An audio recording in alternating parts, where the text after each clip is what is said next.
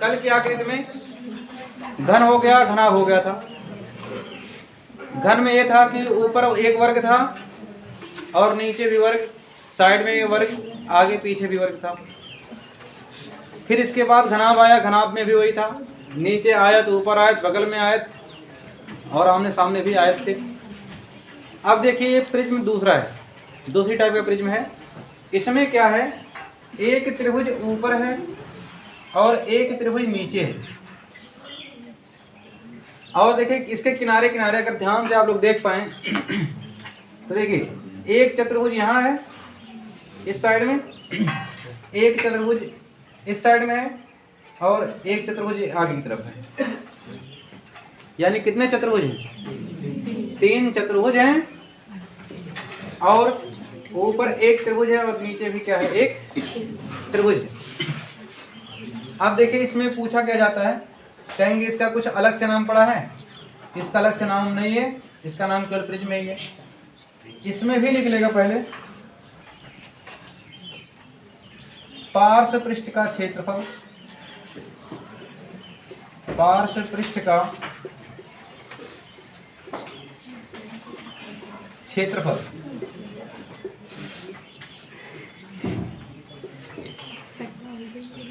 फिर निकलेगा संपूर्ण पृष्ठ का क्षेत्रफल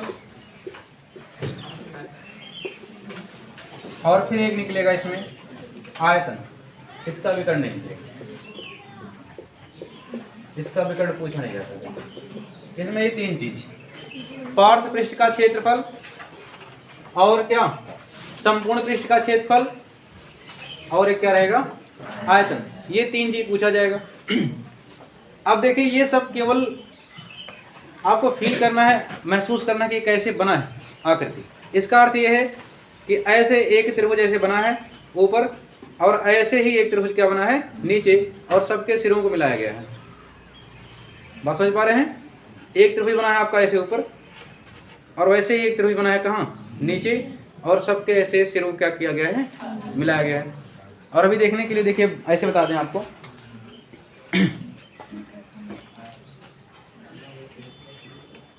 जैसे देखिए ये त्रिभुज दिख रहा है, नहीं दिख रहा है त्रिभुज? एक लोग और आ जाओ, ऐसे पकड़ लो, 3 पेन लेके आ जाइए,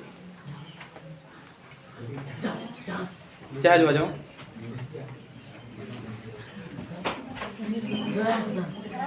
चलो चाहे जो आ जाओ, देखो पकड़ो, अभी समझ में आ जाएगा सबके। चलो आ जाओ, पकड़ लो फट से, हाँ आ जाओ, 3 पेन लेके आइए। शांत रहे, देखिए इसी पे करना ये है, इसी पे देखो यहाँ पे रखना है, ध्यान से देखते रहिए सब लोग। इस पे रखो, एक इस पे रखो, एक इस पे रखो, देखो गिर जाएगा।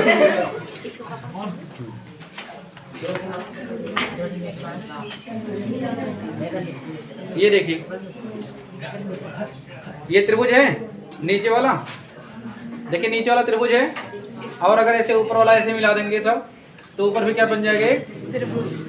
बने कि नहीं बनेगा? और देखिए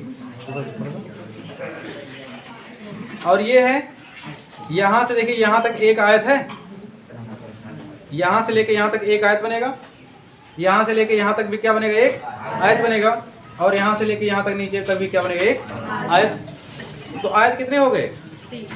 एक आयत सामने, एक आयत इधर और एक आयत इधर। कितने आयत हो गए? 3 आयत हो गए। और त्रिभुज कितने हुए? एक नीचे और एक ऊपर। अब समझ में आया क्या है फिगर? अब दिमाग में बैठ गया होगा फिगर क्या है। यानी एक त्रिभुज नीचे है और एक त्रिभुज ऊपर, और सबके सिरों को क्या किया गया है, मिलाया गया है।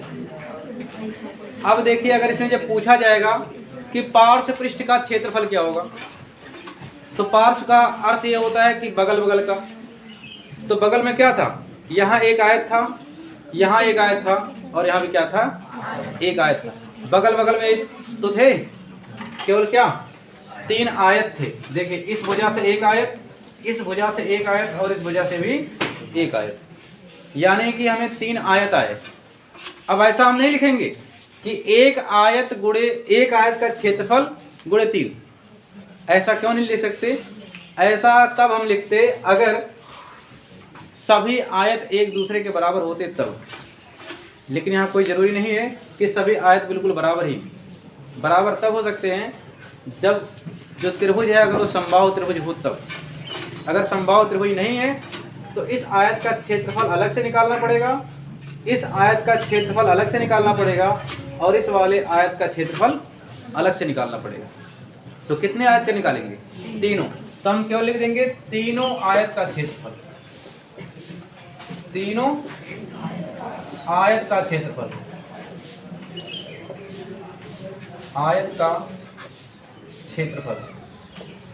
अब हमने ये नहीं लिखा कि एक आयत का क्षेत्रफल गुणे 3। गुणे 3 इसलिए नहीं लिखे क्योंकि कोई कंफर्म नहीं है कि इस त्रिभुज की तीनों भुजाएं आपस में बराबर ही हैं। अब तीनों आयत का क्षेत्रफल लिखें इसलिए हैं ताकि हमें पता रहे कि इसका अलग निकालना है, इसका अलग निकालना है, इसका अलग निकालना है। और अगर समबाहु त्रिभुज रहेगा तब तो आसान ही है। फिर आया संपूर्ण पृष्ठ का क्षेत्रफल। संपूर्ण का अर्थ ये होता है कि जो आकृति हमारे पास है इसमें से हम केवल बगल बगल वाले का निकाले थे, अब की बार छत भी निकालना है और आधार भी निकालना है। यानी तीनों आयत का क्षेत्रफल तो निकालेंगे ही, ऊपर का भी निकालेंगे और नीचे का भी निकालेंगे। क्या लिखेंगे? तीनों आयत का क्षेत्रफल, तीनों आयत का क्षेत्रफल। क्या इतने से हो जाएगा संपूर्ण पृष्ठ का? नहीं, अभी बचा है ऊपर भी और नीचे भी। तो ऊपर वाला चित्र क्या है? त्रिभुज का क्षेत्रफल और नीचे क्या है?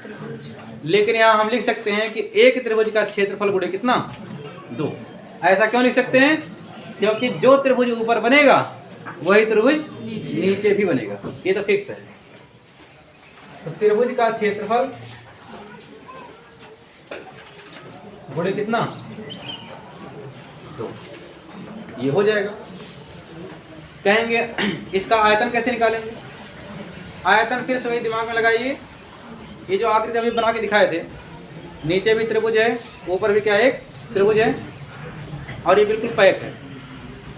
और यहाँ से इसमें ऊपर से छेद करेंगे और पानी डालेंगे इसमें। जब पानी डालेंगे तो नीचे जो त्रिभुज बना है सबसे पहले क्या भरेगा?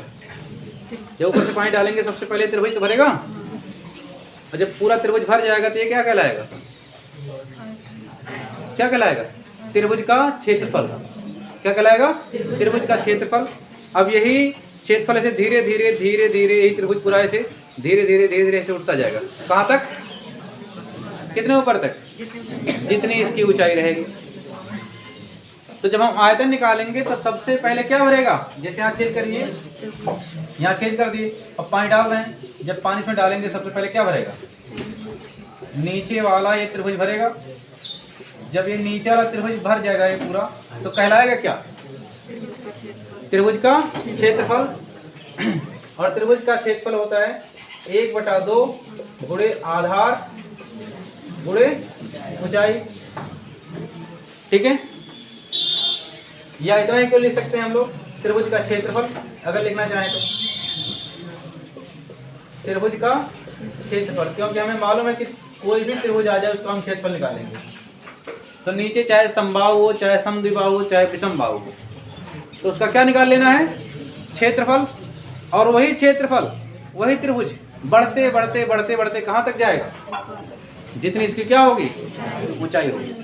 तो त्रिभुज का क्षेत्रफल गुणे क्या? ऊंचाई हो गया इसका आयतन।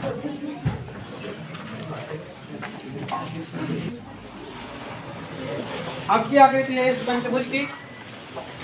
जिसका आधार एक पंचभुज है और जिसका छत भी क्या है? एक पंचभुज है। इसको अगर ध्यान से देखेंगे तो आप लोग समझ जाएंगे कि अगर पार्श्व पृष्ठ का क्षेत्रफल है तो इसके बगल बगल में कौन सी आकृति बनी हुई है। जरा इस ऊपर वाले पंचभुज को देखिए, देखिए इस भुजा से एक आयत बना हुआ है, एक आयत हुआ, फिर इस भुजा से एक आयत बना हुआ है, 2 आयत हो गया, फिर इस भुजा से ये आयत बना हुआ है, कितना हुआ 3, फिर इस भुजा से एक आयत बना हुआ है 4, फिर इस भुजा से एक आयत बना हुआ है 5।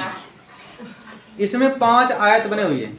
इसका सीधा सा अर्थ ये हो गया कि अगर कोई प्रिज्म है उसकी जितनी भुजाएं होती हैं उतनी ही भुजाओं के बराबर आपके आयत होते हैं।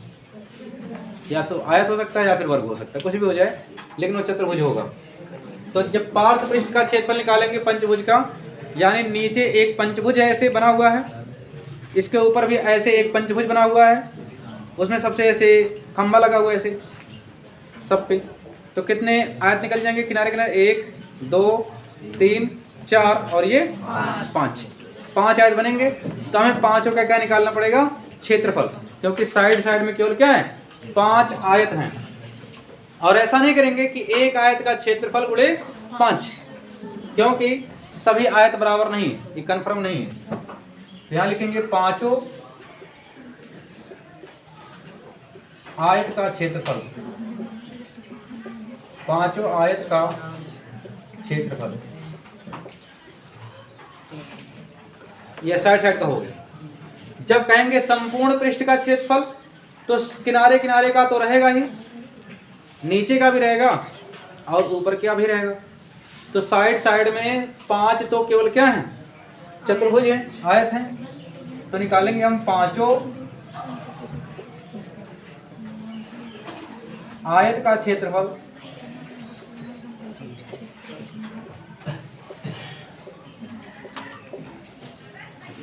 साइड साइड में निकालने के बाद, अभी पूरा निकला नहीं है क्योंकि संपूर्ण में आधार और छत भी लिया जाता है, पार्श्व में आधार और छत को हटा दिया जाता है, संपूर्ण में आधार और छत को जोड़ दिया जाता है।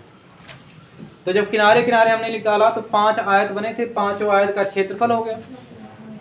और ऊपर क्या बना है, ऊपर एक पंचभुज बना है, नीचे क्या बना है, नीचे भी एक पंचभुज बना हुआ है। तो एक पंचभुज का क्षेत्रफल लिखेंगे पंचभुज, पंचभुज का क्षेत्रफल, क्योंकि जो पंचभुज ऊपर रहेगा वही पंचभुज कहाँ रहेगा, नीचे भी। तो यहाँ कर सकते हैं कितना, गुणे 2। अच्छा, अगर किसी को समझ में नहीं आए कि ये पंचभुज का क्षेत्रफल कैसे निकालेंगे, तो देखिए बिल्कुल आसान है। भुजा दिया रहेगा आपका, यहाँ से इसको ऐसे मिला देना, ये चतुर्भुज हो जाएगा और ये त्रिभुज। त्रिभुज का क्षेत्रफल निकाल लीजिए, चतुर्भुज का क्षेत्रफल निकाल लीजिए, दोनों जोड़ दीजिए, किसका निकल जाएगा पूरा, पंचभुज का। ऐसे निकल जाता है ये। अब देखिए अगर आयतन निकालना हो, तो अगर आयतन निकालना होगा तो हमें पता है कि जो आकृति है ऐसे बनी हुई है बिल्कुल पंचभुज का, और ऊपर भी क्या बना हुआ है, ऐसे पंचभुज ही बना हुआ है। तो अगर पंचभुज यहाँ ऊपर छेद करेंगे और यहाँ से पानी डालेंगे, तो जब नीचे भरेगा, नीचे क्या बना हुआ है, पंचभुज। तो पहले क्या भरेगा, पंचभुज भरेगा, और वही पंचभुज धीरे धीरे धीरे धीरे उठता उठता कहाँ तक जाएगा, जितनी उसकी ऊंचाई वहां तक जाएगा।